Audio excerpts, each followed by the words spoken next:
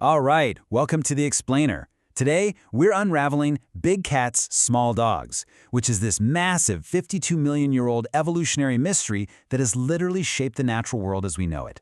Have you ever stopped to wonder why the carnivore family tree is just so drastically lopsided when it comes to size? Well, we are going to look closely at the data, dig into the fossil record, and even apply some laws of physics to figure out exactly why nature's ultimate apex predators have such vastly different biological speed limits. It's an amazing story. Okay, let's dive into this by picturing two of the most fearsome predators alive today. First up, think about the Siberian tiger.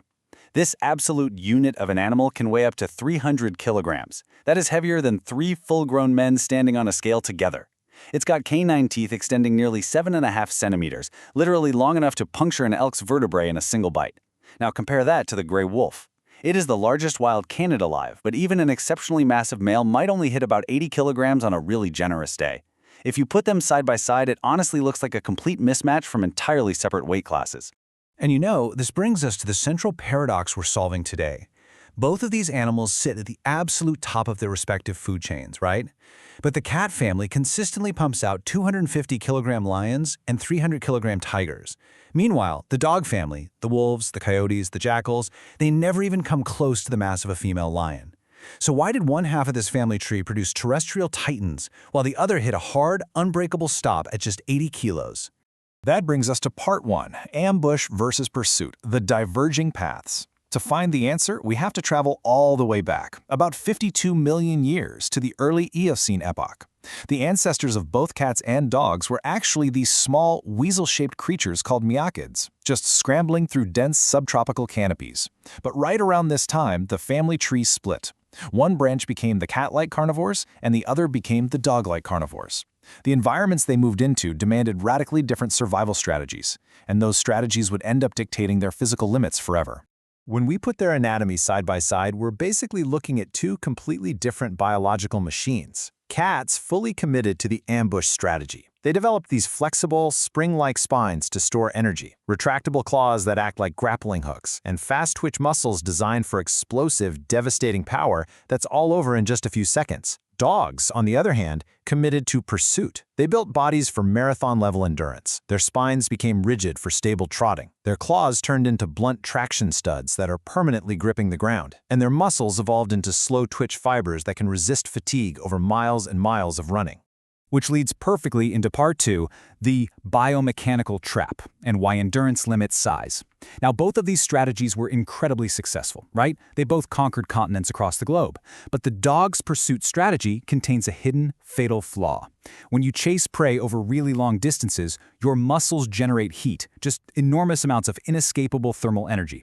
And that introduces us to a very unforgiving mathematical principle called the square-cube law. Basically, as an animal gets larger, its volume, which is the part generating the heat, increases as a cube. But its surface area, which is how it sheds that heat, only increases as a square. Since dogs cool down by panting, evaporating moisture across their tongue and respiratory tract, this law is a huge problem.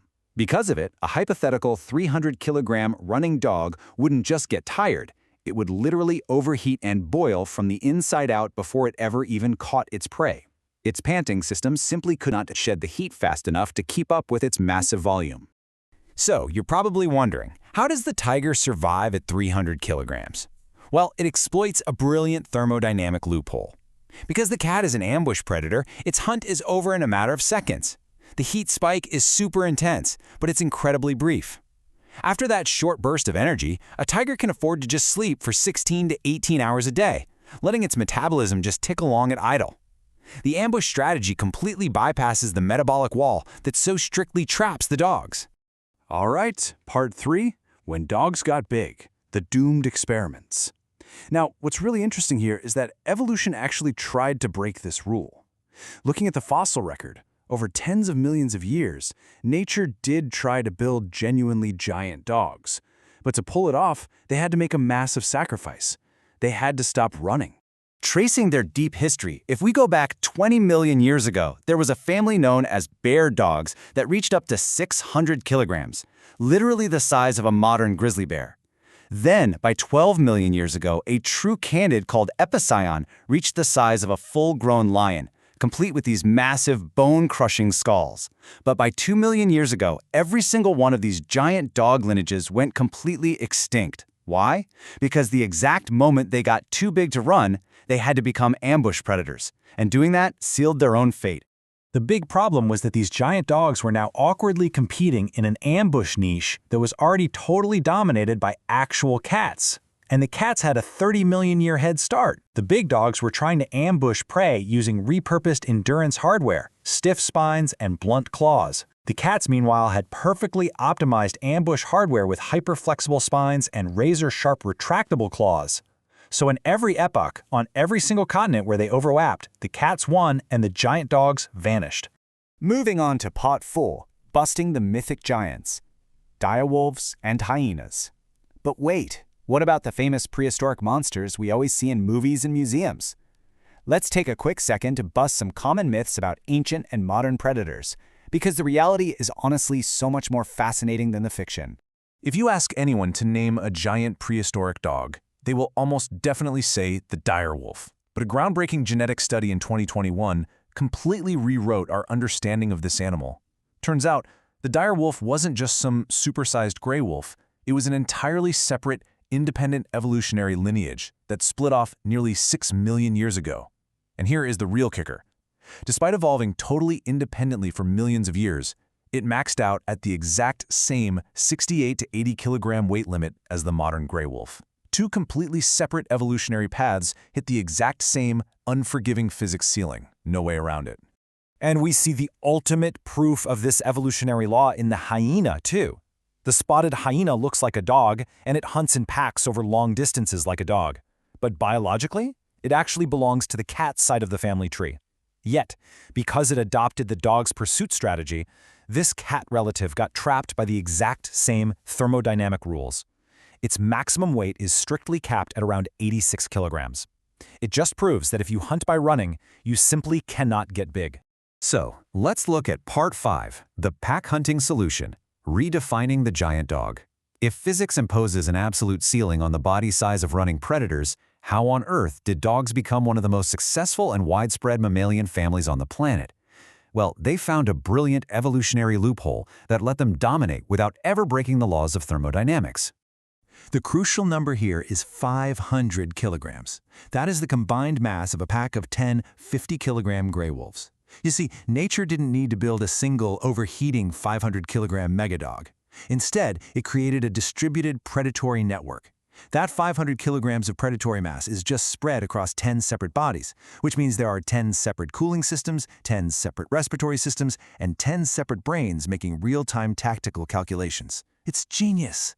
And this brilliantly illustrates just how devastatingly effective this distributed network really is, especially when you compare their hunting success rates. A solitary ambush hunting tiger is successful on roughly 10% of its hunts.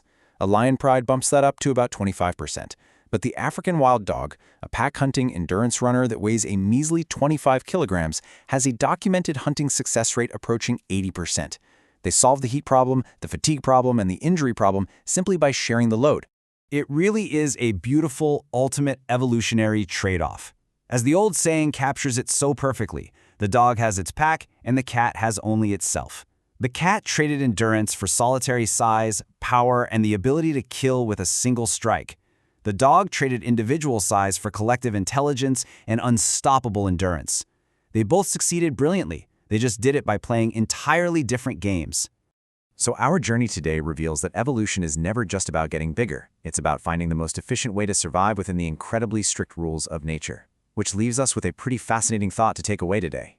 If physics limits the size of a running dog, what other impossible biological limits has evolution quietly bypassed through the sheer power of cooperation? Definitely keep that in mind the next time you look at the natural world.